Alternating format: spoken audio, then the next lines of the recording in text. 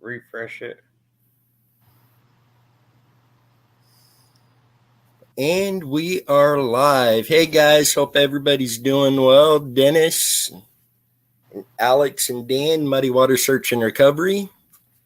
And it seems like it has been a while since we've all been on here, thanks to my internet connection. Yes, it's been like months, it seems like. Yeah, it's been a while. So I am showing a full connection still tonight, so hopefully this goes well. Yeah. But there was a search that took place last weekend, and Alex and Tammy went down. Alex was the lead on that search and just done an amazing job on this search. This search location, we're not going to reveal where the location was at this point in time, but this particular location came up thanks to the work of Dan and the family of Marc Fullerton. So thank you guys for getting this location. And thank you, Alex and Tammy, going down and doing such a great job on this search. Well, thanks. It was definitely it was something new. Our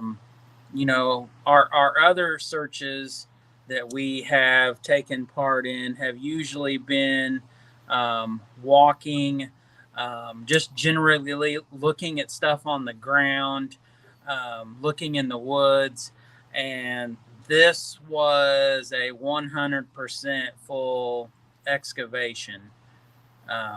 We had an excavator, we had a skid steer. We basically had notes from accusations, rumors, of possible situation, and we acted out with the family on that information. So yeah, this was definitely a first for that style of investigative work.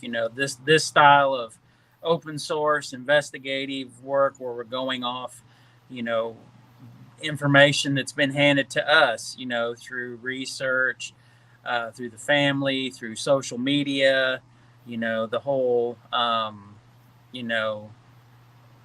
basically the whole way we did it. So yeah, it was definitely a learning experience. And it was hard work.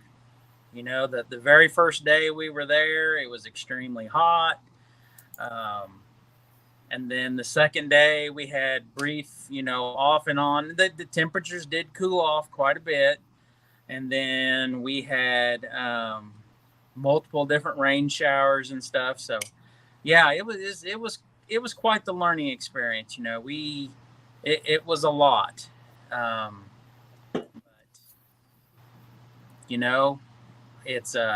it's definitely different than your typical walking, just basically boots on the ground walking type, investigative work. This was, equipment digging, sifting through stuff, looking at all the different stuff we were coming across. So yeah, it was quite the experience. See, and we do have some photos we're going to share tonight. Alex was sending us photos throughout the process, and we're going to share some of those with you guys tonight so you could see what all took place. But we also want to say a big thank you to the property owners that allowed the search to take place on their property. Without them, this search would not have been possible. So if you guys see this, thank you very much for that. It is greatly appreciated. Yes.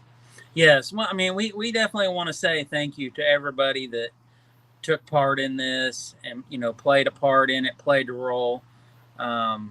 We are very thankful across the board for, everybody, because it was a group effort to make this happen, make it work. So yeah, But yes, thank you to everybody that was involved. Most definitely. And I know Dan, there were times Alex would send a message, hey, could you look at this date, get an image for this? Where was this at this time? And Dan was on the ball with that, getting that dug up, sent over, and just done incredible. Yes. Very quick, too. Yes. Yes. I mean, it was definitely a lot of coordinating back and forth. I spent a considerable amount of time, sending pictures, sending video.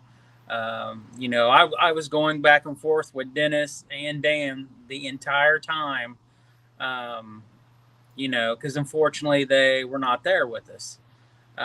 So, I had to make this as real as possible for them so they knew exactly what we were encountering, as we were, doing this and what we were finding. And, we were looking at stuff, sifting through stuff, and we were reaccounting all the different stories, the different things that we might find, what we might not find. And so I mean, there was times where, I would, message both of you and like, hey, what about this? Here, look at this picture.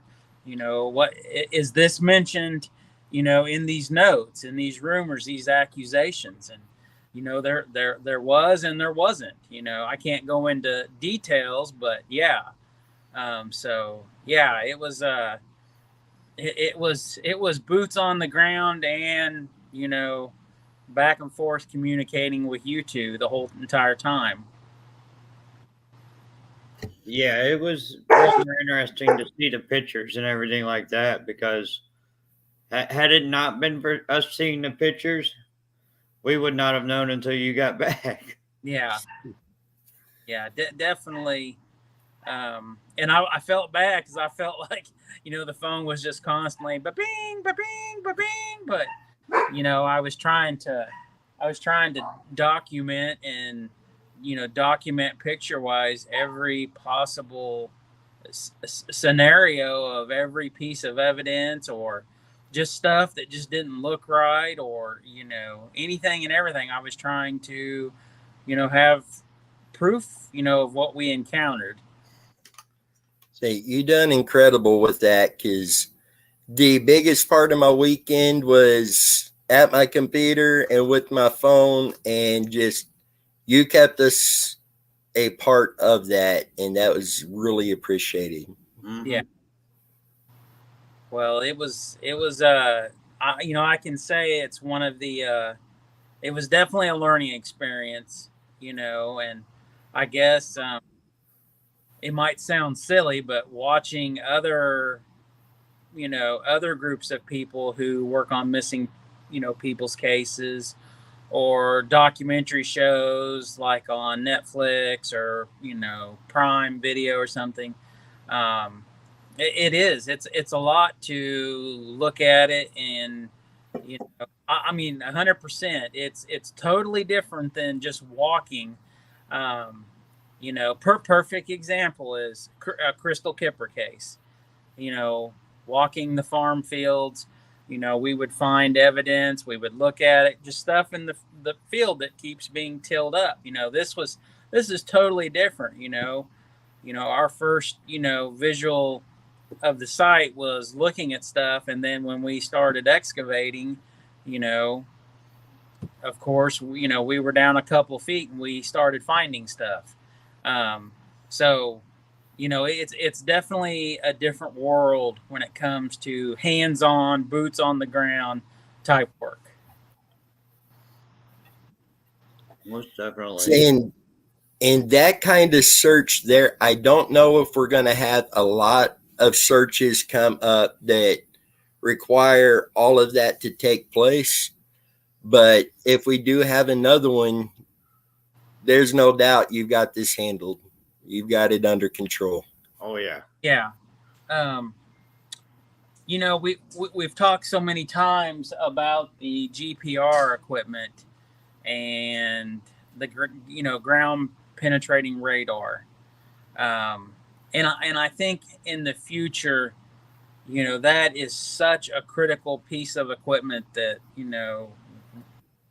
we will acquire it, you know.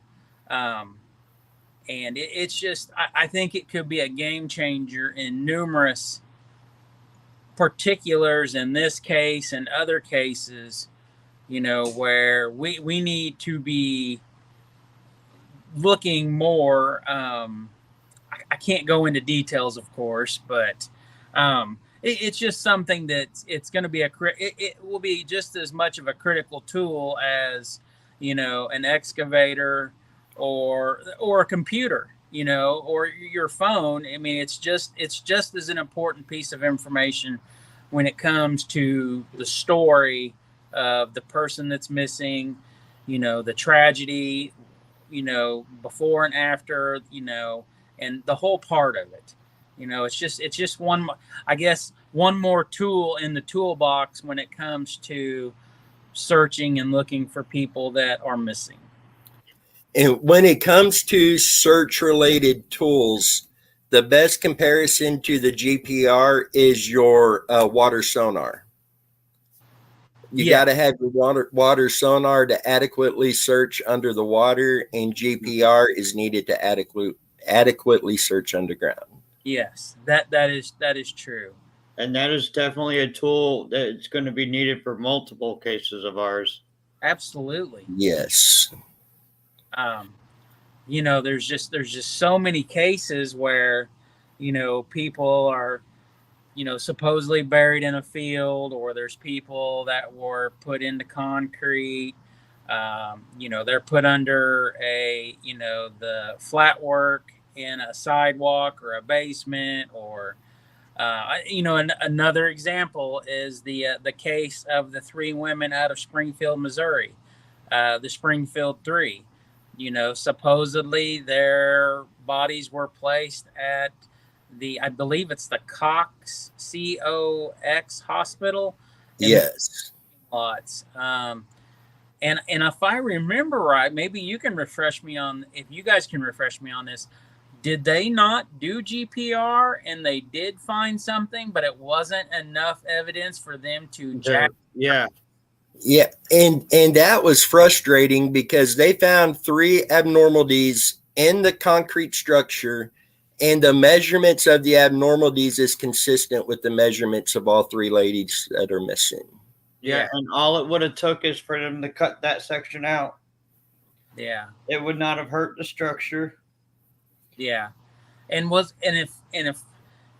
if my memory serves me right, and I could be wrong, were they not under a sidewalk or a stoop that was poured off of the parking garage? It wasn't physically. I believe it was part of the wall, the bottom wall on the parking garage. That what it was? I couldn't remember if it was that or if it was a sidewalk or a stoop area somewhere off the sidewalk and the stairs or something. I couldn't remember. But yeah, I mean, we've had so many cases where, that piece of equipment is needed. And I've watched plenty of other videos where they have used that, and, they have found evidence of stuff. So, I mean, it's definitely something in the future for many, many of our cases that, ones that we haven't visited and ones that we have visited where, we will be using it someday, and if other groups reach out to us and ask for assistance, we'll go, we'll lend a helping hand, because in the end, it should be everybody working together in unison and getting along to help bring these missing people home, that whether they think they're gone or they're not. I mean, somebody has to do something. So definitely something that we have to acquire soon. Well, I'm going to go ahead and pull some of these images up and let people see what transpired last weekend.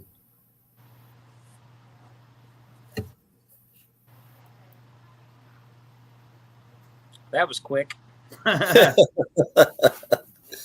Seconds and it was gone.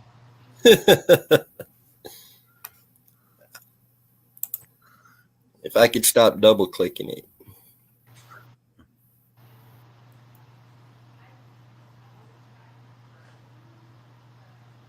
So, Maybe. so this image here is basically, if I don't know if you want me to kind of try to explain some of these images. Oh yeah. Go ahead. So basically through the digging process, we were looking for stuff that was in the ground that was passed along to us. And there was areas where we would encounter stuff, and then there was areas that we would not. And generally when we would encounter stuff, we would pull what we were looking for out of the ground.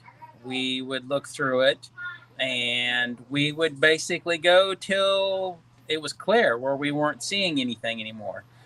Once that stopped, we would, move, in a certain direction, and we would dig test strips, and basically we would dig down to approximately 5-6 feet, trying to see what we'd encounter. So this is an image of where we were basically, doing test strips to look for evidence. And that's exactly what this picture is showing. So, this was a strip that we had, pulled the dirt out, and we would basically go to the point where we would encounter dirt, sandy loam, sand. We would inspect the, each side, looking to, to see what we would find. So that's what one of this section is here. And this is just another, picture of the soil conditions, and possibly what we were encountering as we were, digging on this property.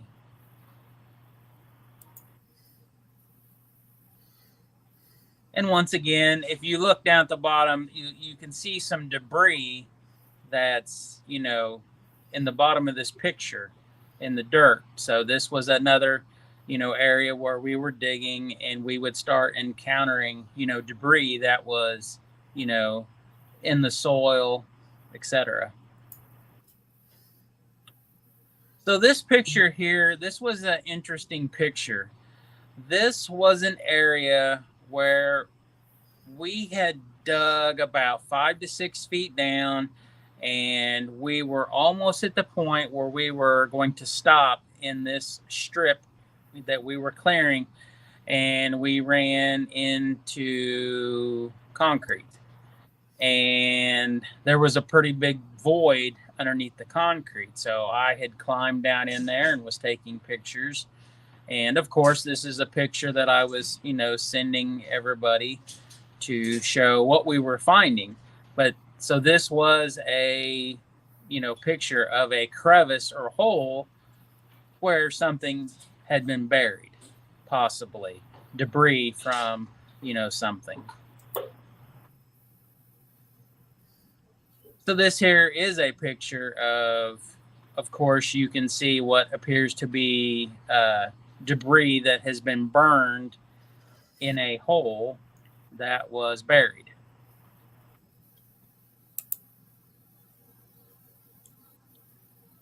This object here, this is a wheel that had a tire on it that had been burned. And this was in an area where there was not a large amount of burned trash debris, but we had found a couple of wheels that had some tires that evidently had been, in a fire, whether it was in the hole or in another location, and then was buried. But for the most part, that's what you're looking at, is a wheel that the tire had been burned off of as it had been thrown in a fire.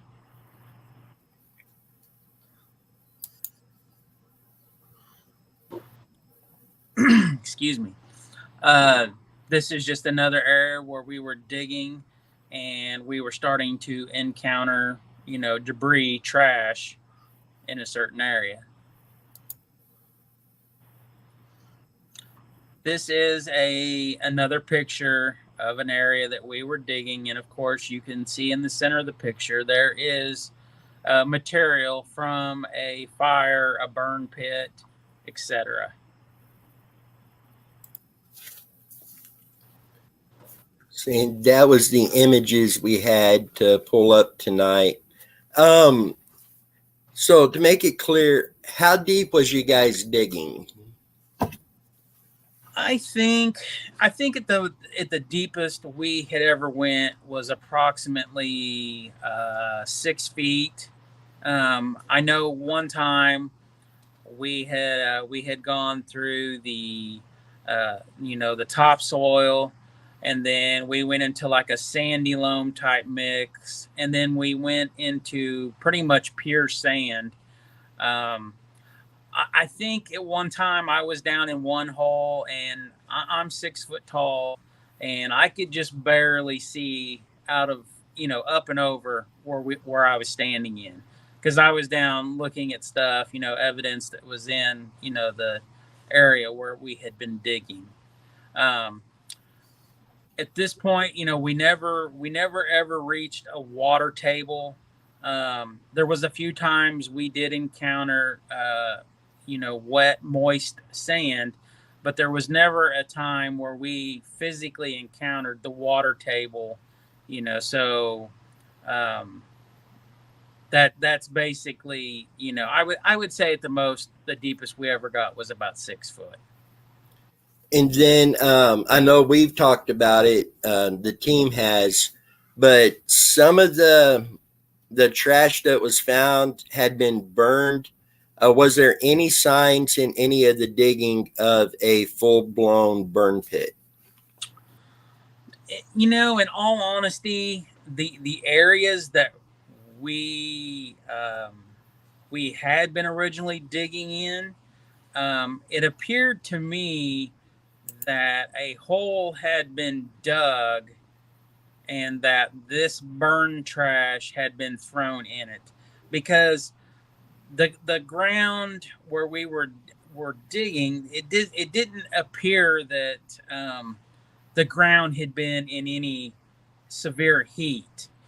The soil, it didn't smell like a fire. So to me, and by no means am I an expert in this type of, well, I don't know the correct term that you would use, but it did not appear that the stuff that was burned, it was not burned in that hole. It appeared to me that somebody had dug a hole, and the only reason is because the excavator, as it was digging, was not straining to dig this material out. The soil, the sand above the actual stuff that we had found, it was not straining to dig it. 3/4 of all the stuff that we dug, the machine would struggle to dig through it. So that was a sign that it's never been excavated before. It's not been removed and put back. But the areas where we encountered trash or the burned material, the machine had no issues whatsoever removing the soil and sand off of it. And Barb asked what a water table is, and Natasha nailed this. It is the upper surface of the zone of saturation that is saturated with water in the ground. Basically, it's where you run into the groundwater. Yes, it's the water table in the ground. So if you're ever bored and you want to learn where you live, you can go to the USGS website, and you can go to your area and you can do your zip code or your actual physical area. And if you scroll through all the different little tabs and buttons, there's a water table link. And therefore, you can look at the water table reports and the test wells, test dig sites for your area. So the locations of interest that we were at, I had done the research through the USGS website because there had been some questioning of the areas, and the questioning was the water table. So therefore, before we had left town, I, did some research on it and came up with the numbers for the whole general area. So basically, if you live next to lakes or you live next to rivers, if you're below sea level, typically you have a water table. And if you dig down so far, water will start seeping up out of the ground. So therefore, there's lots of times where, if you see a job site or a construction site and it's near a river or a lake, and a perfect example is like New Orleans in Louisiana, places like that, they have to have pumps running all the time. I believe New York is another one. And so is, I think, San Francisco. Because of the water tables, a lot of places have pumps constantly running to keep the water table down because, if you're building a new building, you evidently can't build when the ground is saturated because buildings will sink, etc. So, if you have time, it's a quick little read. You can watch tons of videos on YouTube about it or Google it, and it'll explain more in detail about it.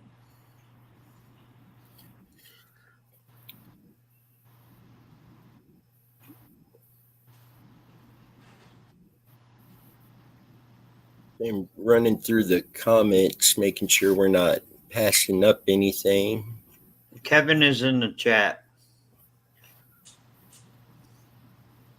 Hey, Kevin, hope you're doing well.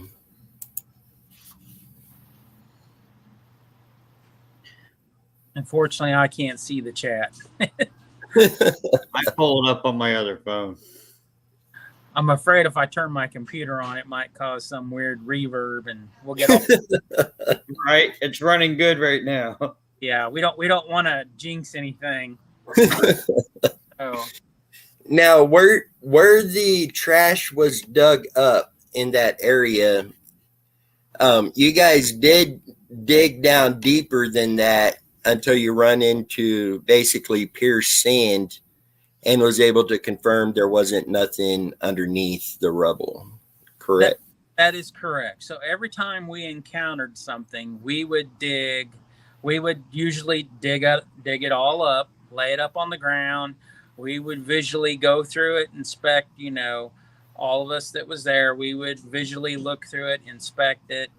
And then we would dig down past it till we got to clear earth material, whether it was sand, dirt, whatever.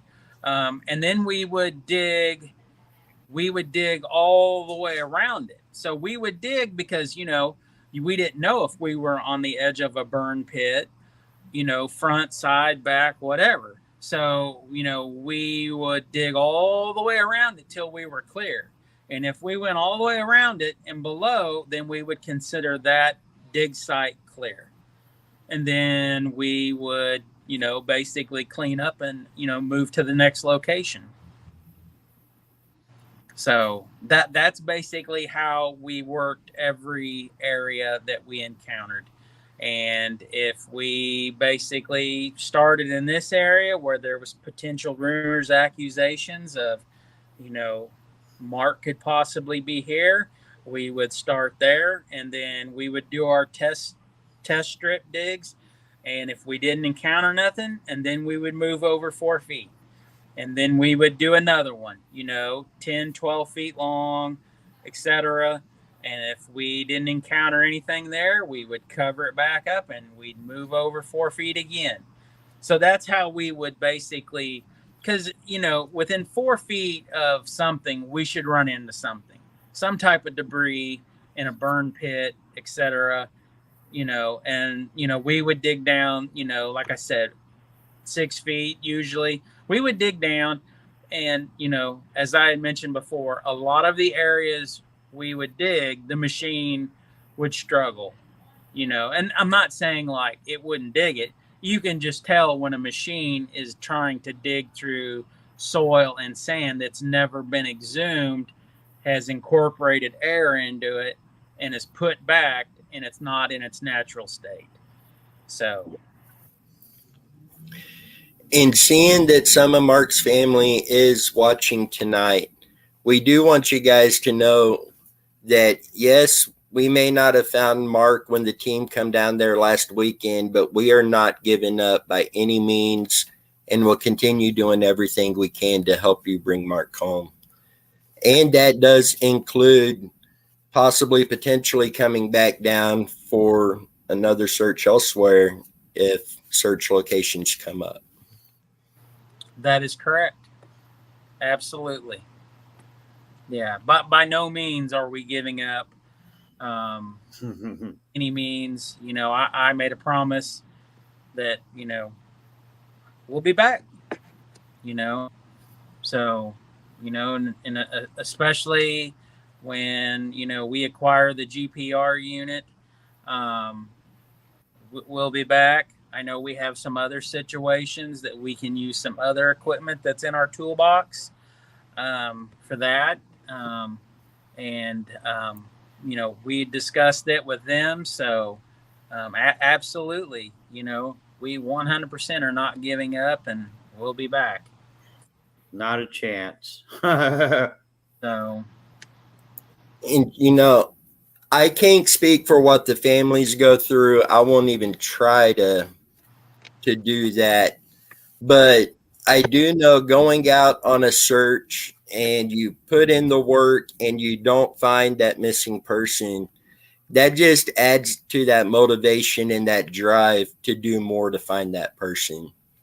And that's no different with Mark's case. We will not give up till he's brought home. absolutely.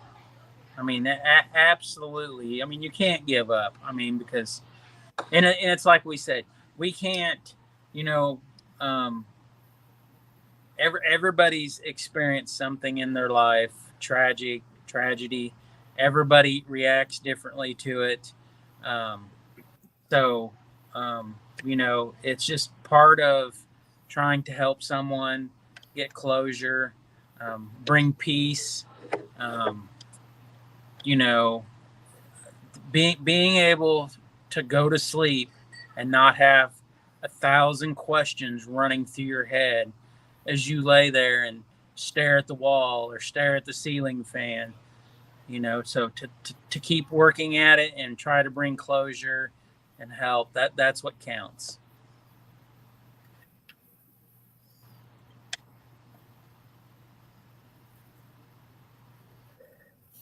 And Natasha says that, Jennifer, I will get with you tomorrow on what we could do next as far as trying to get the information you guys need to bring Mark home. That is what is important right now, is bringing this young man home. Yeah. And I think, as long as we keep working at it and narrowing things down, and I think anything's possible. Mm-hmm. Most definitely. There is no I in it. It's teamwork. People working together, cooperation. The whole thing, and I mean, that to me, that's how things happen. So, seeing from our vantage point, it looked like Mark's family that was present for the search was elbow deep out there, involved in the efforts, working together. That teamwork is just incredible. Yeah. I mean, that's talking, discussing things, sharing stories. I know Tammy spent a lot of time with Kevin, talking to him, with Jenny, you know, talking to her.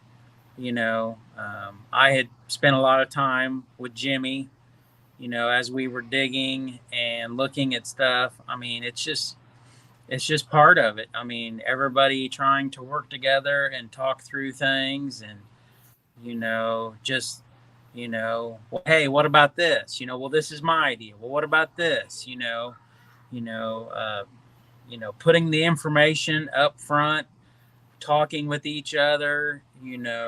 That's how it has to be done. Um, See, in the talking and the information sharing and stuff, there are times when it seems like it's the smallest of details that actually blows one of these cases wide open. So the whole working together, talking together, and digging into the details is really needed in these cases. I mean, we can sit here and tell each other and tell everybody, we will discuss something 10, 15 times over days and days. And, we'll bring it back up. Well, Dennis, what about this? Well, Dan, what about that? And we will discuss it and talk it through. And, sometimes there's one little thing they're like, well, wait a minute. What about this? Well, this doesn't make sense. Well, wait a minute. Why didn't we think of this before? So, it's definitely something that I've learned, that just because you learn the alphabet one time, you've got to learn it many times. I know that's stupid to use that, in a way like that, but I mean, you have to go over stuff. You have to read every document time and time and time again, and like I've discussed with you all, and I've discussed with everybody else, um, I watch things over and over and over. I mean, perfect example is Natasha's videos. I watched, Tammy and I watched Natasha's videos when we were on our way down there. I watched all of the Marc videos that we could find on YouTube, because I always want to hear everybody else's story to add it to our story as the part that we play in the big story, of Marc being missing and what happened to Marc, so, the research side of it, the whole trying to, just learn as much as you can and think about it. Well, what about this? Well, what about this? And then, I'm messaging YouTube, and we're down there digging, and I'm like, well, hey, what about this? I mean, perfect examples. The other day I was watching, another video online, and something caught my attention, and I sent it to you all, and I'm like, hey, listen here at this, at this minute mark. Does this make sense? Does it not make sense? So um it's it's an interesting thing to be a part of. Exactly. It Now, really, like for example, there is certain things that can't be put out in the public for safety of the team and safety of the um, property owner, the family. But other than that, I think we've been pretty transparent with everything. yeah. I mean, I we didn't say where we went.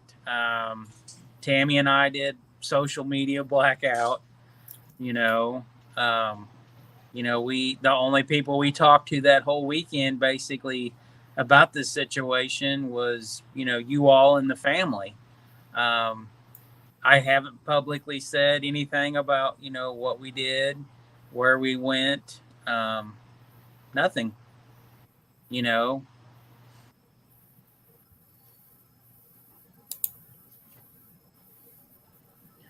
what is Trace Labs? I've never heard of that.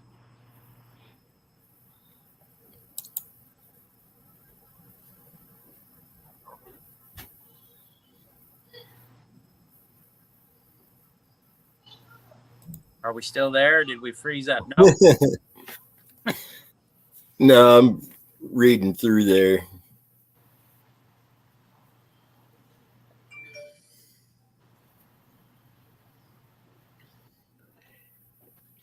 So, Natasha, can you explain more about what this trace lab uses this abbreviation here, because I mean, forgive me, I have no idea what that is. I really don't.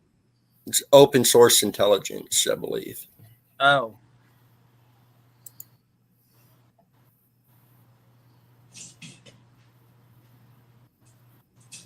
Haven't quite heard that yet before.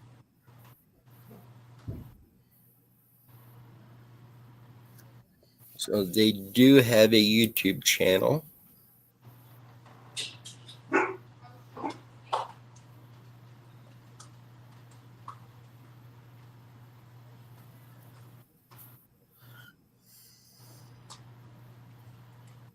Oh, look who's Okay, yeah, OSINT, that is open source intelligence tech. Interesting. Boss lady's here. Uh-oh. Hey, at least she didn't catch you using her makeup tonight. Right. Fortunately, the channel will not be sponsored by oil of Olay or some other substance that's in a jar. until she leaves the room, of course. Actually, I'm down in the big room at the computer desk. So. Oh.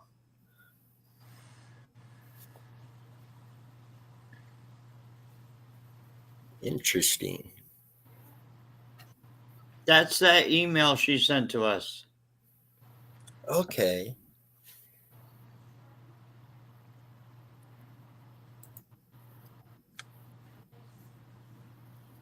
And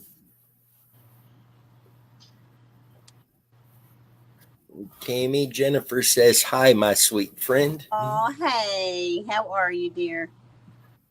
Good to see you. I'll tell you one thing. Today was a busy day. A lot of new information came out today. Yeah. But You guys were doing that, and I was pushing dirt. it was about a good 2-hour conversation. I won't get into who said what and what the information is yet until we can confirm it, but it was rather interesting. Yeah, it seems like stuff has been picking up here quite a bit lately. All of a sudden, Oh yeah. people, you know, Starting to talk. It seems like we go in little spurts and stints of information, and people will reach out and, you know, hey, I saw a dog walk across the street that day. You know, that type of stuff. You know, and then there's times where it's just quiet. You know. Now I won't lie, when I started seeing that stuff come up out of the hole, I was kind of getting excited because it was getting consistent with what was told to us. Yeah. We were too.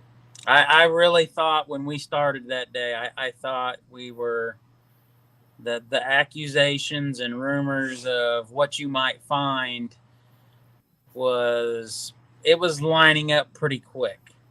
And you know, I was on my stomach down in the dirt looking at stuff as we were, you know, every scoop I was down there and looking, and it was it was pretty intense there for a little bit, because I really thought, you know, we were on the right track. See, Megan was upstairs asleep at that time of morning when you started digging that up. I come upstairs, woke her up, said, I think they are close. She jumps up, comes downstairs, and we just knew at any moment we were going to get that news. And Yeah. And then when Mark or Alex was going quiet, we thought or at least I thought they found something. Well, I'll admit there was quite a few times where my phone died because I was you know, so much pictures and videos, and it's something I learned that next time we're definitely buying a battery phone bank, you know, battery thing to take with us where you can plug your phone in. And I know it sounds silly, but you know, I was trying to get the stinking car to charge the phone, and it wouldn't hardly charge. And I mean, it was a pain in the butt trying to keep the phones. But I'm definitely going to buy one of those, emergency powered, battery boxes that you can plug your phones in. And, of course, you charge your phone at night while you sleep. And I don't know, what was it, 10 o'clock, and my phone was already dead because I had taken so many pictures, and videos that it would not, for some reason, it just wouldn't keep up. Taylor.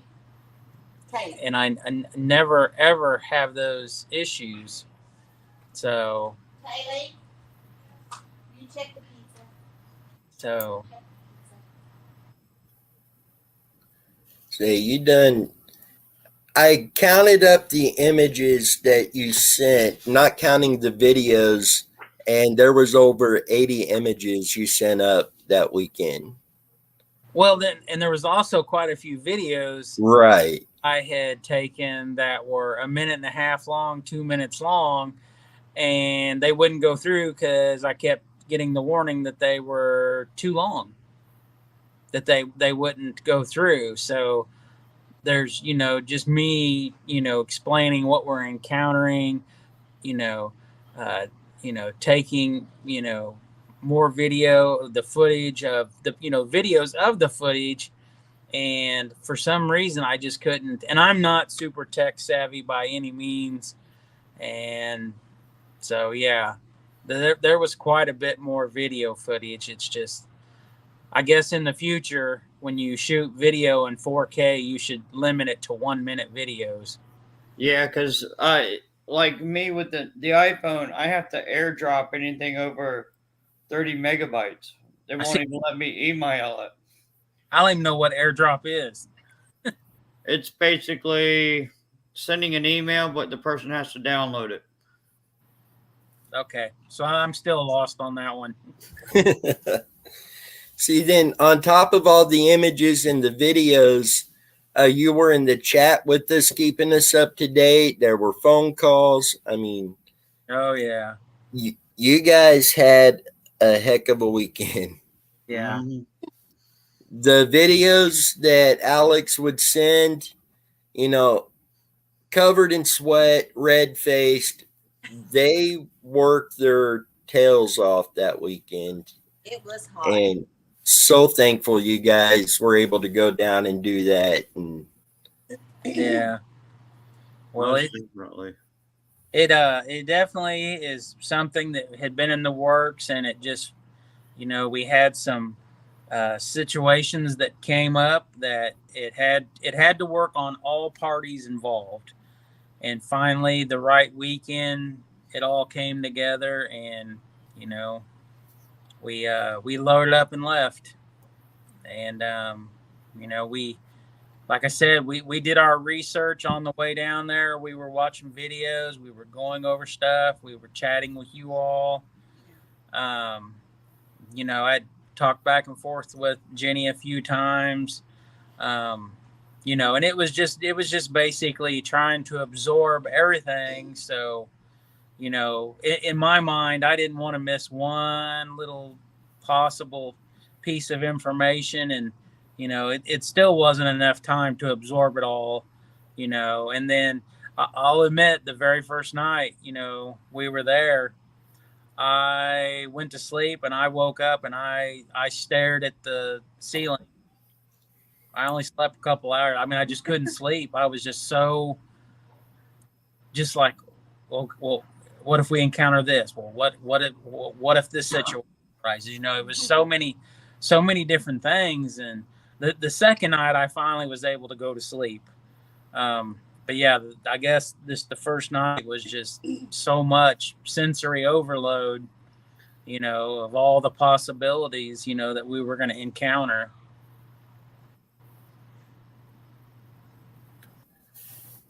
And thankfully you had Tammy there to keep you lined up. She's our counselor.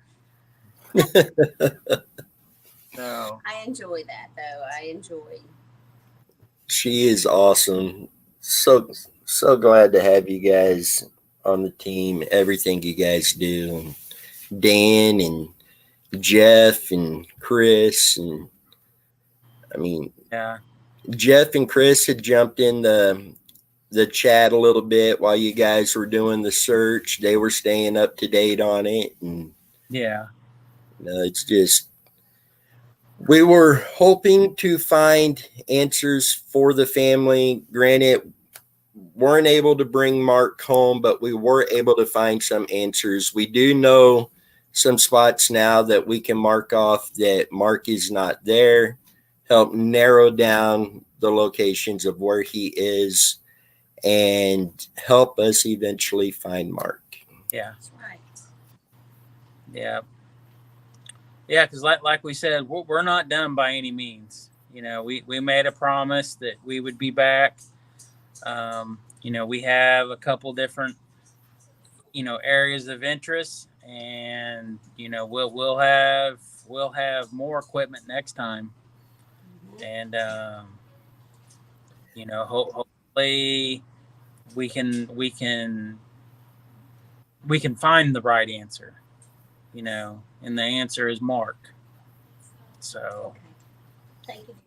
so and like we said, when we first started digging and we went to the first area, and I don't even think we were into it maybe 5 to 8 minutes, and we started finding stuff, and it was stuff that was lining up with stuff that been Yes, she's still alive. handed down to us. So She's still alive. She still lives in Missouri. I won't disclose where, but I know where she lives.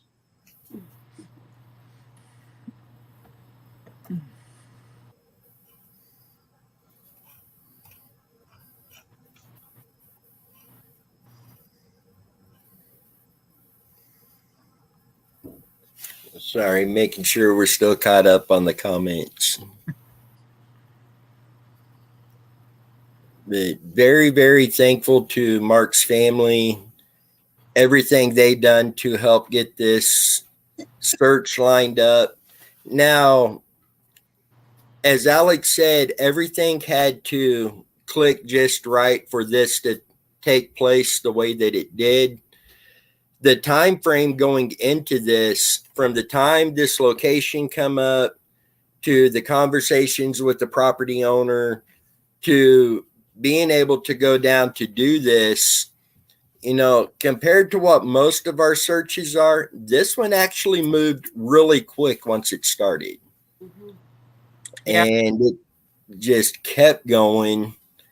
And then they were able to go down and do the search. yeah, And a lot of that is thanks to the work that Dan put in, working with Jenny to get things lined up. And that's a big thanks to you guys for that. yeah. Yeah, It's definitely not over. What'd you say? What'd you say, Dan? I said it's definitely not over. Absolutely yeah. not. I think from the very first start till the day we actually arrived, I think it was somewhere around 6 weeks. Basically, with everything had to line up right. Every party that was involved with it, and so yeah, I mean that's one part of this. It's usually just not a phone call and like, oh yeah, come on over. It doesn't ever work out that way. There's so many times on other cases, people's like, well, just go knock on their door. It very rarely can you can even go to your neighbor's house and knock on the door and they're going to answer. I mean, so it's not that easy. That's for sure. Yeah, it's like what she says. It just doesn't. It's not like the old days of going next door and borrowing a couple eggs. It's a lot of work. And in particular, this one, because essentially you're asking to dig up a large part of their yard. Mm-hmm. So just the shock a homeowner is going to have just to hear that their property is in question to a missing persons case, then finding out we need to dig up your yard, that's a blow right there. Yeah. And thankfully, this property owner, obviously there was some shock, but thankfully it was, hey, you guys go ahead, come in, do this, do what you need to do. And I got to say, looking at the images as it was being backfilled and packed in, you guys done an incredible job releveling the yard, making everything look nice again. It looked really good. Yes, it was. It turned out nice, and that was something that we had to make sure that it was returned back, nice, respectfully. Absolutely. And kind of to touch back on something you said, I think a lot of times where most people will basically, it's always shock. It's always the information that is told to them. It's a shock, and then I think majority of the people that you talk to have children, and once it's in and they think about it, and then they realize, well, I would want answers if it was my child. And then usually the shock part of it, the not to say freaking out, but just it's something the average person is never going to have to deal with. Somebody coming to them and saying something, to them. So I think it's just something that it's a lot. It's a lot for someone to digest. And we've talked about this before when we Crystal Kipper's case. And, I had to write the letters to all the farm field owners, and I had to explain the whole story. And I can only imagine what it would be like for them to have opened the letter from me, basically telling this story, providing the missing persons case flyers, and asking for permission to come walk through their farmlands and look at stuff, and this case was different because this was a case where we had to come and dig because of the possible rumors, accusations that this is where Marc was at. The other places, a lot of times it's just walking and looking, to start out with, and then leading into other stuff, where this time we actually thought this is, what we were encountering, and we actually did start encountering that as we started digging. Sorry, I didn't mean to ramble on too long about that. Anytime I ramble on, somebody just say, all right, Alex, cut it off. And Carolyn, no, unfortunately, Marc was not found on this particular search. But hopefully this helps narrow down the locations. And when we do get to come back down, hopefully we will be able to bring Marc home. Yeah, and definitely, you got the email address in the description, right? For anybody that has any information? Yes. Yeah, any information you have on this case, please reach out to us. Our email and phone number is down in the video description. And again, it doesn't matter how insignificant the information may seem or how small it may seem. Please get that over to us. Yeah. Yeah, because at this point, you know, getting Mark home, proper burial, you know, that this is at this point, this is the end story where we need to be. You know, to get him home, start the healing process to the family. You know, a proper place where they can visit Mark, Correct. the proper resting place. That Hey, that Trev, you know that's where we need to provide that. So any information, you know, that's you know we need to get this done. Yeah, I want his family to be able to go to bed at night and know where Mark is, know that he's been brought home. Yes. Then, this is pretty obvious a foul play case.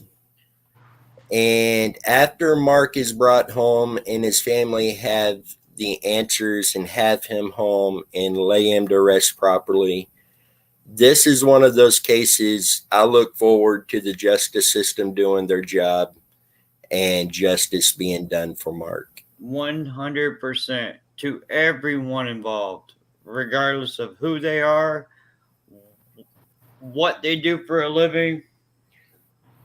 They all need to pay. 100%. Hey, Trev Time, how you doing? You paid me a visit last night in my live stream. How are you?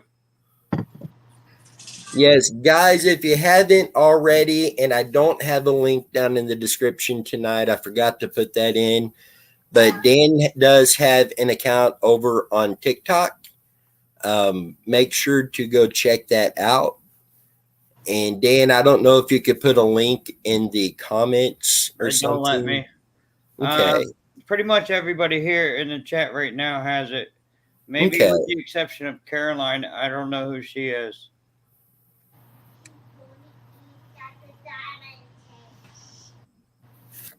But definitely check that out and continue to follow him over there. He does awesome videos over there, good live feeds. Yeah.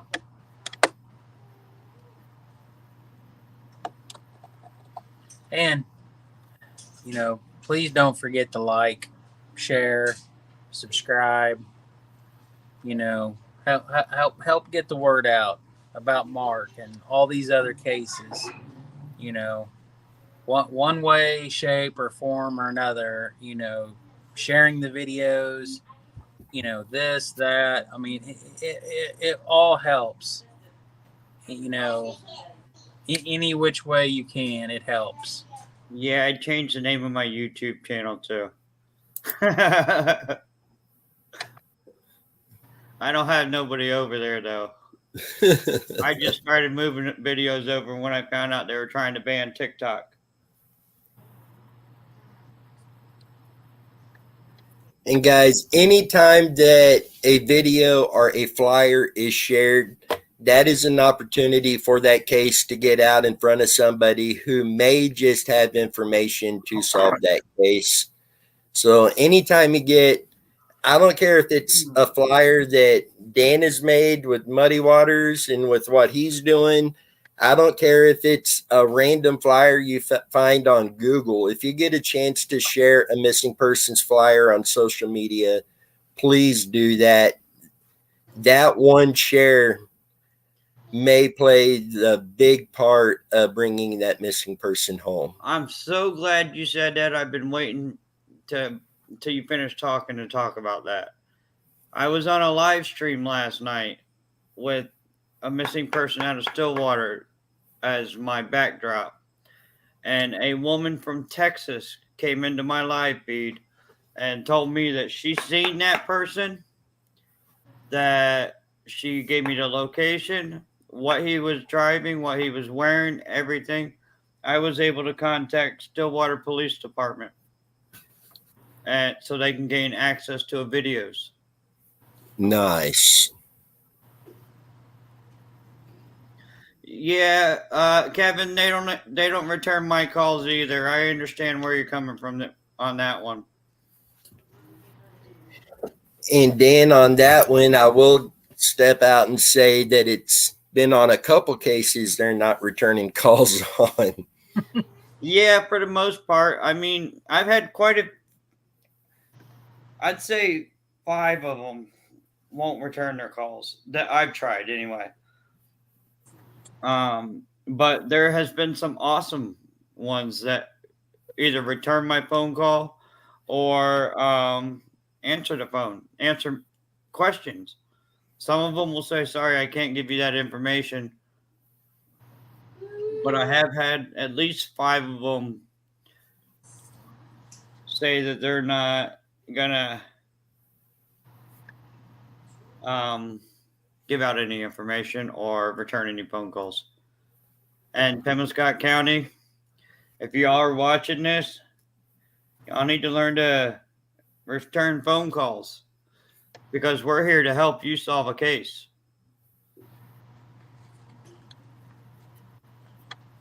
And I'm going to jump back to the flyer sharing real quick.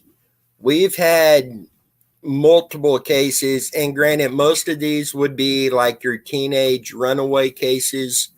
We've had multiple cases where somebody has seen their picture on what we call our case layout videos, or it be a live discussion, and they would recognize this teenager, multiple different cases, 2, 3, 4, 5 states away, and was able to help bring those teenagers home. And they didn't even know about the case until they saw the flyer and the videos about that missing person. So sharing the flyers, the videos, and everything, it does help bring these missing people home. Most definitely. Has anybody statistically, not to get off the subject of Mark, but has anybody statistically looked lately at the daily rate of missing people?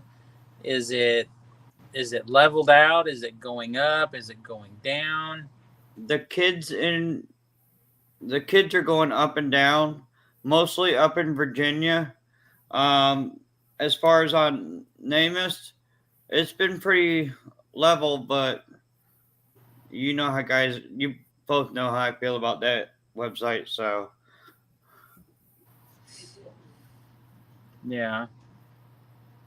Well, I'm glad they're allowing me to enter cases into it now, though. yeah. See, and another place to enter cases, they haven't been around real long, but the Missing Person Center, they're also doing an incredible job over on their website, and just missingpersoncenter.com, I believe it is, or you can Google them. But if you do have a missing person, you can go on there, and it's really simple to put all the information in to get the missing loved one added to their website. They are also linked with law enforcement. Law enforcement uses that website as well. There are other search and recovery teams that are linked on there as well that go out and search for the missing loved ones. So if you get a chance, make sure to look at Missing Person Center. I've talked with the president of their organization many times. Very nice guy, big hearted, and is just doing what he can to help these families. Yeah. There's quite a few good organizations out there that are really stepping up the game. The biggest problem right now is funding. No, nobody will ever give up on summer. No. Say for example, Sky Alert Foundation. She created that organization because her son Skylar disappeared, and now they have Facebook pages. They're working. I sent the information over to Dennis. They're working on getting drone teams together, acquiring their own drones. They're working on getting different websites and apps put up to where people can enter missing people into that app without having to fight NamUs or other websites like that. But they're doing great. And then you got, I think that's just the one you were talking about is another one, the Missing Persons Network. They're very good. The Doe Network. Yeah, there is the Doe Network. There's quite a few good organizations out there doing it. Seeing that comes back, Kansas Missing and Unsolved. I know there for a little bit, the team had kind of went their own ways for a little bit, but they have now come back working together, and they're doing an incredible job getting the missing persons cases out to the public as well. And hopefully they will be joining us on a live feed before too long.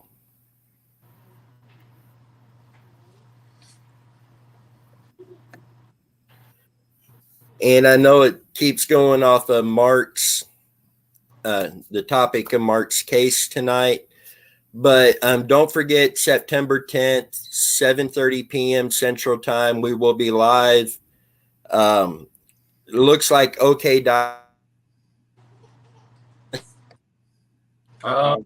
Dennis is starting up. He's gone. No. Dennis. Knock, knock. Whoa. What was that? I think you just went through like a time warp, man. Yeah. Because I blinked off, and on my screen, Dan blinks off. Then Dan comes back, and Alex blinks off, and then boom, we're all back. So that brand new Homer something Wi-Fi booster thing that you got this morning didn't work, huh? I don't know, because I'm still showing a full internet signal. I was actually going to ask everybody earlier because you were starting to freeze up. You were talking, and all of a sudden you'd be Oh, man. finesse. So I was going to ask if not to jinx the show, but was anybody else seeing you freeze up? So. And speak of the devil, OK Diver just jumped on the comments. He's waving at you. How you doing, OK Diver? I messaged him yesterday. Say he's done a tremendous job out there finding vehicles and diving on them. Yeah, he does. He does amazing work.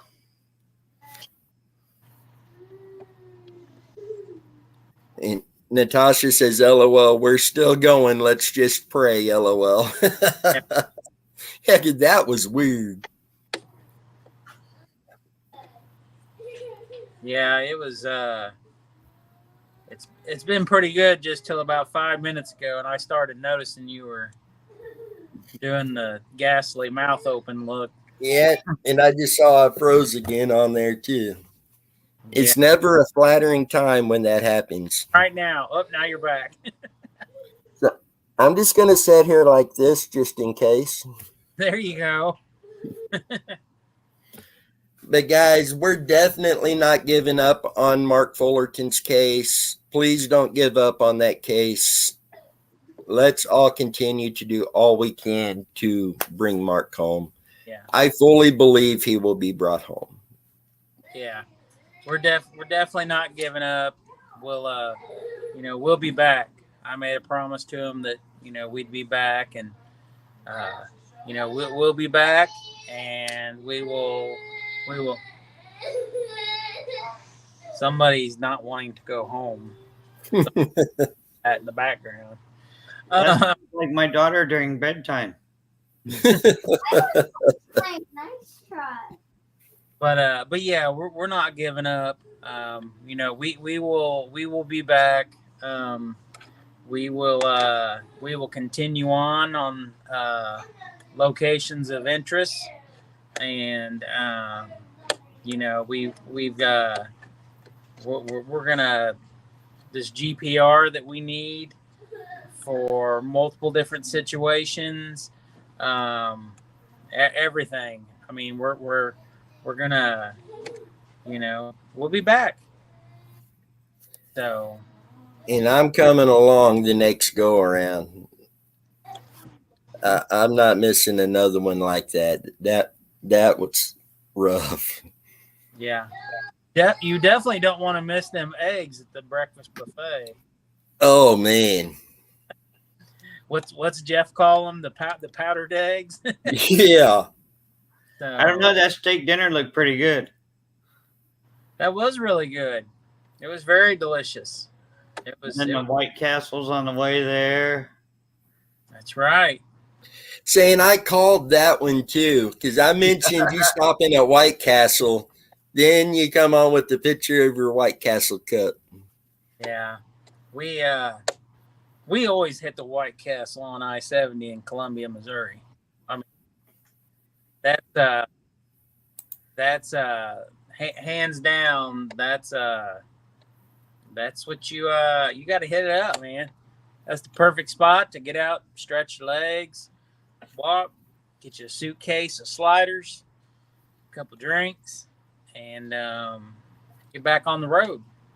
So, you know, but you know, there's locations all over, and you know, I don't know how many people here actually know that, you know, there is another place called Crystals, and Crystal Burgers. That's what Tammy and them grew up on in Tennessee, was Crystal Burgers. So Crystals are basically, in a nutshell, they're the same thing as a White Castle. They're just a little bit different flavor. You know, the same little box, just a different. It just says Crystal on it, Crystals versus White Castle. But yeah, we definitely. There goes Alex. Now Alex froze. And Alex, I get to laugh at your unflattery picture right there. Hang on, wait. Don't unfreeze. Don't unfreeze. Don't unfreeze. All right. He can unfreeze now.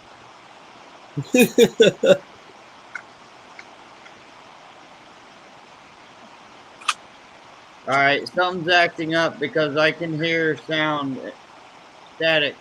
Yeah. You can hear Tammy in the car.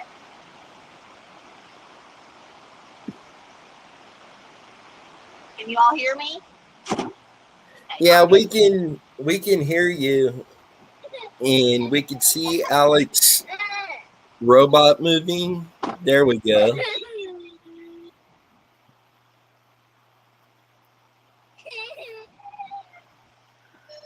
Okay, how are we hearing Tammy but not Alex?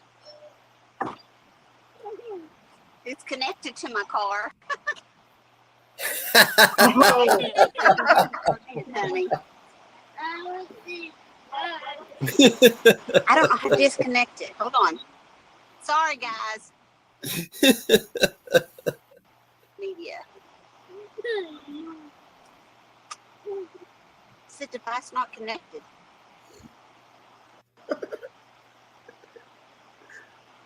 Sorry. Okay. Wow. Okay, Diver might be getting donated a magnetometer. That is awesome, man. I know you will definitely put that to use.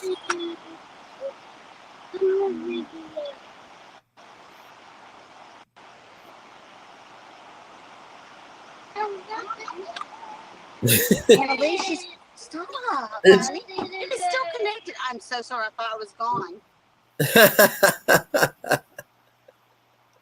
Sorry for the drama. Hey, I'm glad it's not me this time. Yeah. Please help me. Hey, Tammy, I got a nice picture to send you for later. Uh-oh. Okay.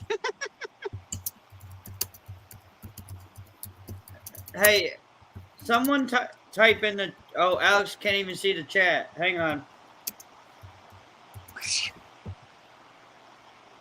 Annalise. Oh, that's right. He can't see the chat. And I just put that in.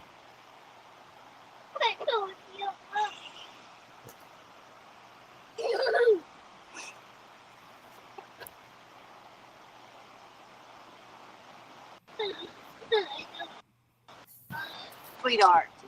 Well,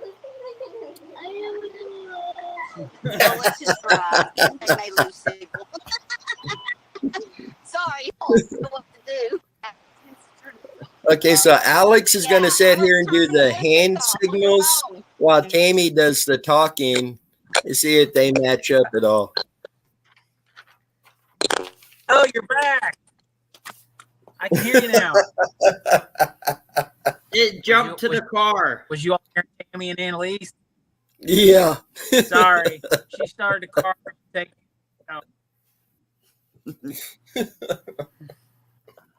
That was pretty funny.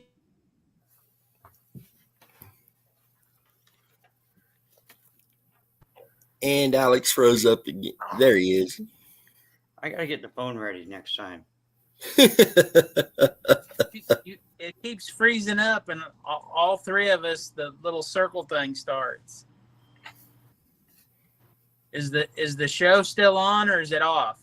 No, it's still on. The audience is having fun watching this one. I bet. They're probably saying these jokers can't ever get a show together anymore. I don't get it. I really don't. I mean, I am literally 2 feet from my Wi-Fi internet box.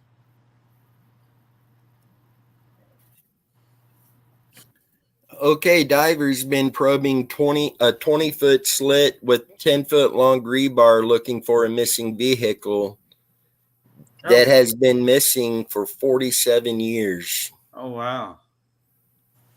Wow. That's a long time.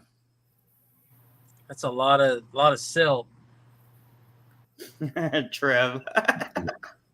What?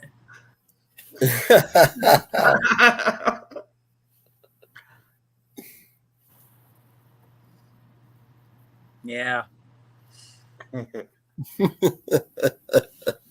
Our shows are trying to be serious, but you never know what to expect here. Our technology is just out the door ridiculously, always having issues. Yeah. I don't know what it is. You know, we never used to have issues. It's just like the last 2 months, all of a sudden it's constant issues. Yeah. I mean, we've done hundreds of live shows and never had an issue. Say, when I look on YouTube, it says we have like 650 plus videos that we've released in the last basically 2.5 years. February 7th will be 3 years. Wow. That's pretty good. I know we've done a lot.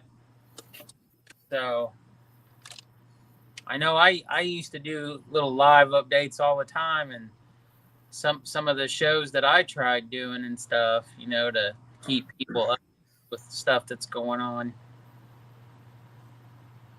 682 videos. Wow, I didn't realize it was that many. Yeah. Yeah, it's a lot of videos. This 2.5 years or so, it's actually flown by though. Say 2.5 years we've worked on.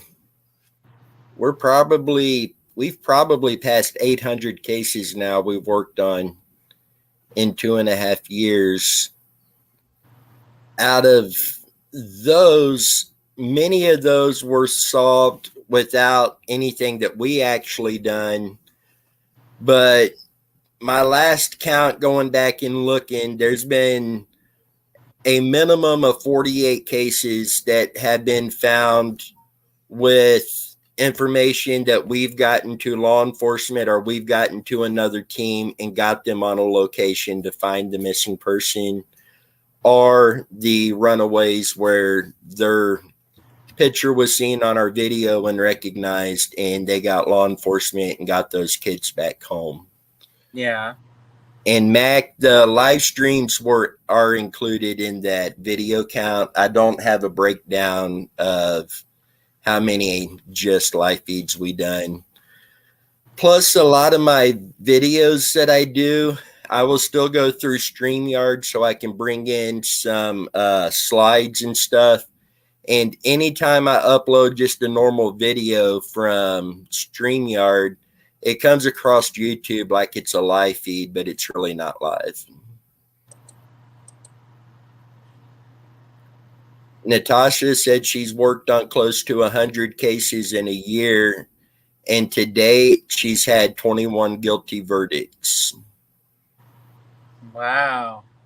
That's a pretty good success record right there. Yeah.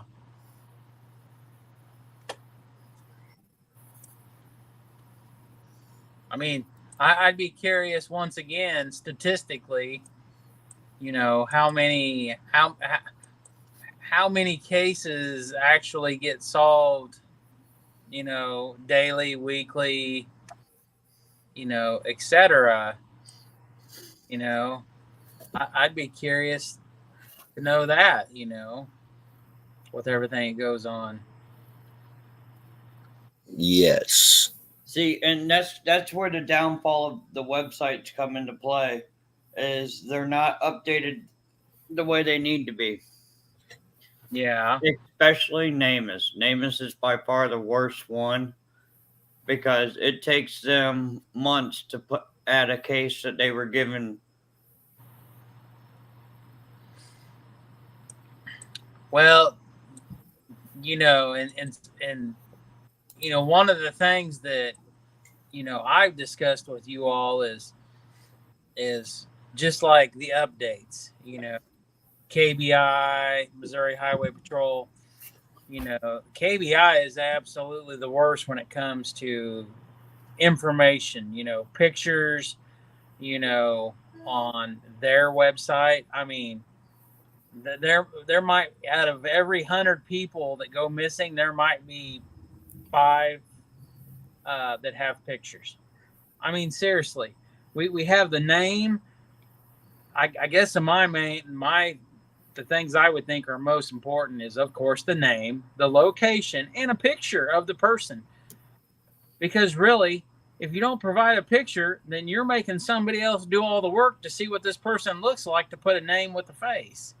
And that's one thing I always was impressed with the Missouri Highway Patrol is, I would say 90% of their stuff has pictures on it. And why can't the KBI do that? What, these other states? I give Missouri Highway Patrol some serious credit.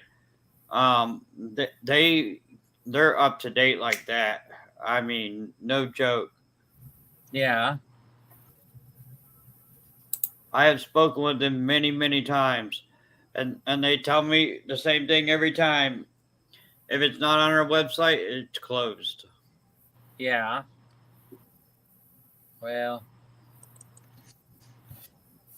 when it comes to individual townships, cities, police departments, I know there's so many times stuff comes up where, it's always negative and stuff. And, I don't know. I don't know what to think, I hate to always think if there's corruption or bad people and stuff, but there's always one end of the spectrum to the other. There's always good and there's always going to be bad. Mm-hmm. And, just, I guess back to Mark's case, just like his dad said, dad, Kevin, said that they won't answer his calls. They won't call him back. Dan, you said they won't, respond. Scott County does not return phone calls. But why? What is the holdup? Is it, You don't want my opinion on that one. No, I know something. But you already know my opinion. But as for, let's just say a different 9 times out of 10, is it just a manpower issue? Have the people to answer the phones? The excuse I get is they're in an interview right now. I'll have them call you back. Yeah.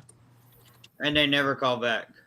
Well, I know Dennis, some of our situations around here, Dennis has spoken with some law enforcement. And for the most part, they have always seemed truly willing to work with us. Mm-hmm. Front, honest, hey, this is what we've done. This is what we haven't done. Thank you for doing what you're doing.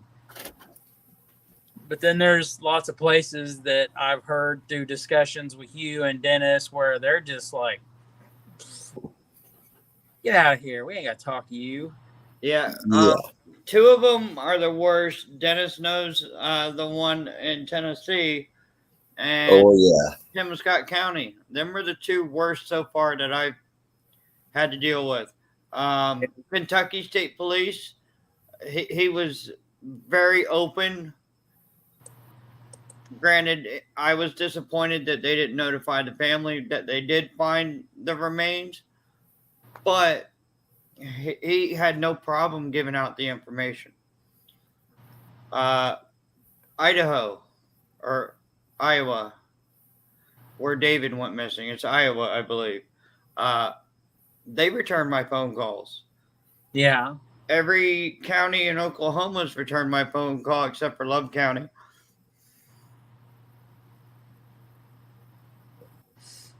Well, I know, and something else I've noticed is a lot of, once again, I'm pretty impressed by the Missouri Highway Patrol's website. Mm-hmm. They really put the information out there, the date they went missing, the date they were born, the county, the city, and then you can click on them if they have pictures, flyers, everything. Mm-hmm. Some of the other ones they just don't have nothing. And I guess, Trev times, a lot of places are understaffed, unfortunately. I believe that is correct because, we had a discussion last year at one time, and I know we'll go touch on the subject of COVID, the amount of people that died, the amount of jobs that were unfulfilled because people died. And then the amount of people that didn't have a job because their companies went out of business. You would think that there wouldn't be these issues. And here's another perfect, silly example of this crap.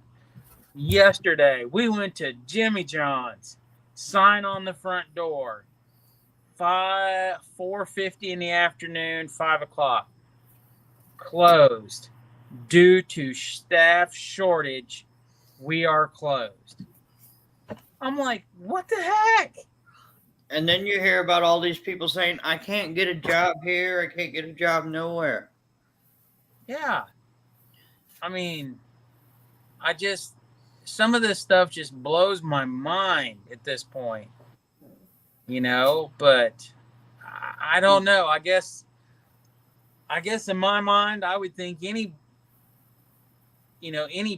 law enforcement precinct, if people were trying to help, I get, maybe I'm totally wrong in thinking off, but I would just think that they would just be doors wide open, hands wide open. You want to help? You think you can help us solve this?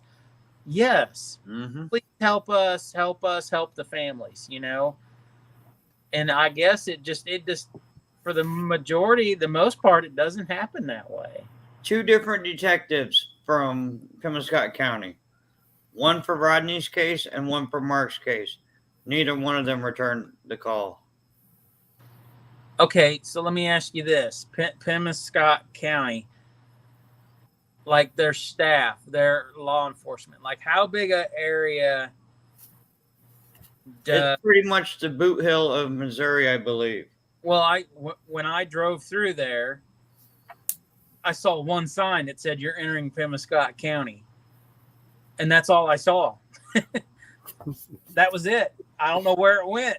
I mean, I think it starts north of Haiti and then goes to the Arkansas line. yeah, I'm not 100% sure, yeah. but I believe that's what it showed on the map. Well, it's crazy. So it's just, I just would, Scott County. I guess, being on the other end of the extreme of trying to help with these type of cases. I don't know. It has Crothersville, Haiti, Steele, Cooter, Wardell, Haiti Heights, Bragg City, Homestown, Holland, and more. Hang on, let me click more.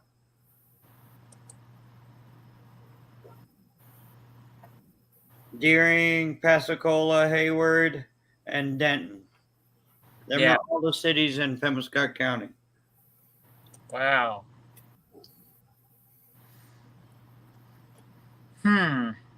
I know Haiti Police Department's only got one officer. That's why Rodney's case was transferred to Pemiscot County. Yeah. Well, I know the town that, we moved to, we had one police officer. And the first year I was here, he was let go, and we did not have law enforcement. We subcontract our law enforcement from another county. So our township, literally, we have no police department. So, but we subcontract through another county to provide law enforcement. So, which is kind of sad, but I guess that's just how it works.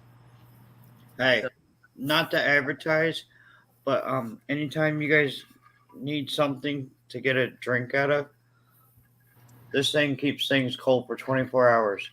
It's made by Cal. I have one of those, Dan. That's same exact. And then I got the big giant Stanley Cup. I was gonna get the black one. Yeah. But then I seen this big bad boy, and I drink a lot of sweet tea, so. I have that one like you have. I have one of those too. So some days when I've got to go places long distance, for working on something or whatever, I'll fill up both those big ones and cram them full of ice, and then take me a grocery sack with some bottled water. That way I can keep it hydrated. Mm-hmm. But. And sometimes when it comes to law enforcement, I've had it go both ways. I've had them flat out tell me, we don't want you, we don't need you, we don't need anybody, we're handling this. And this was on a 15-year-old case. And so I had to tell them, look, good for you. But in this particular case now, we're not here for you anyway. We're here to help the family find their missing loved one.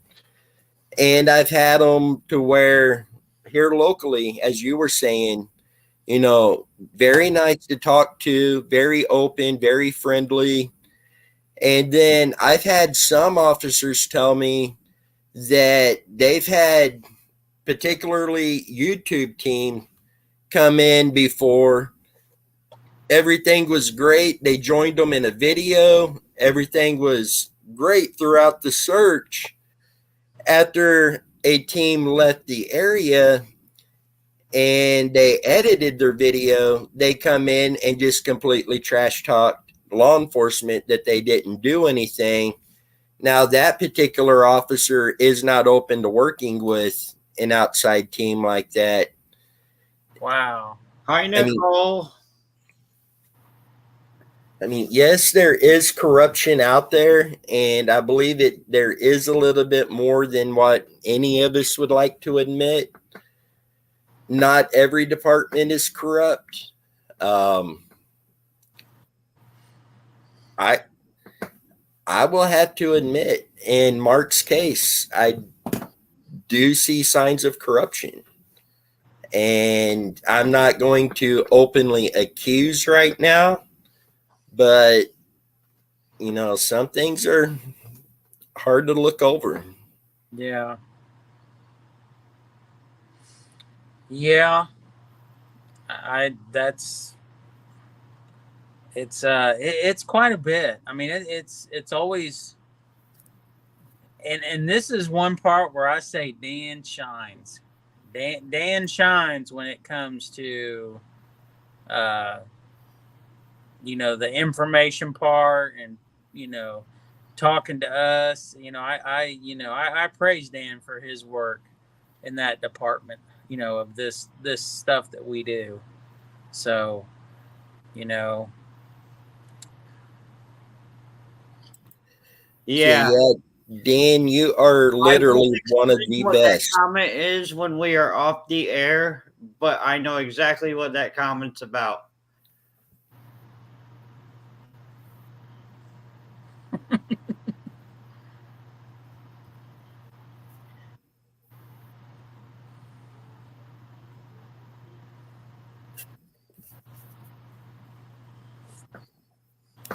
Oh, so sad. Oh, yes, it is. are you reading comments? Yeah.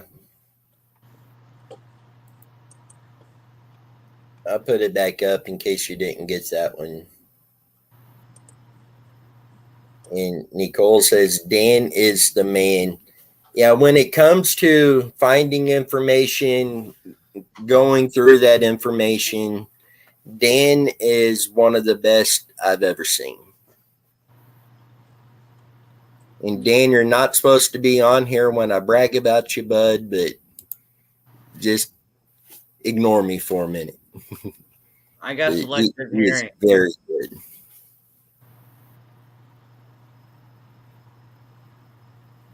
The hardest And part is to get to people to talk, but when they start talking, they get more comfortable and understand that I'm not out to hurt them, not out there to jeopardize anything that they've got going on. I'm just looking for answers. Yeah.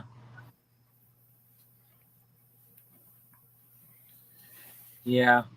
And like Nicole, she was great to talk to. She was very helpful.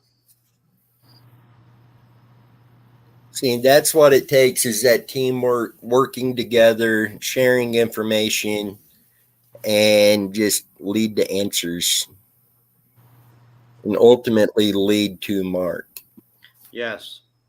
And that is the ultimate goal, is to bring Mark home. Yeah. So, guys, I know we kind of shotgunned here for a little bit on this, but I do want to say again, we're going to continue to do everything we can to help bring Mark home. Mark will not be forgotten. This case will not be dropped. We will be doing everything we can to find Mark. He sees you peeking around the corner.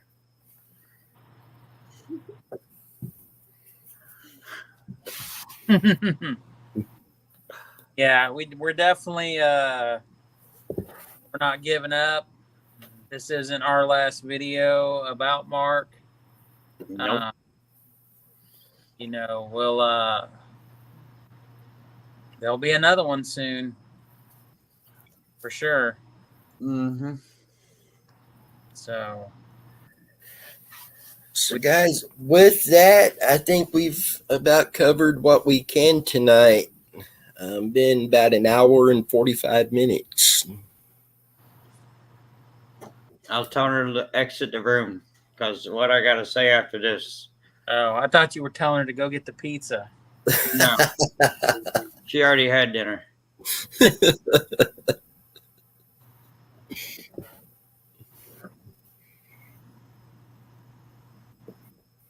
Go ahead. I can't say it yet. Oh, okay. It still says we're live. Oh. So, guys, with that, we will definitely see you guys down the road. Don't forget to share the video. You all be safe, and we'll catch you later. Thank you, everyone. Have a nice night, y'all.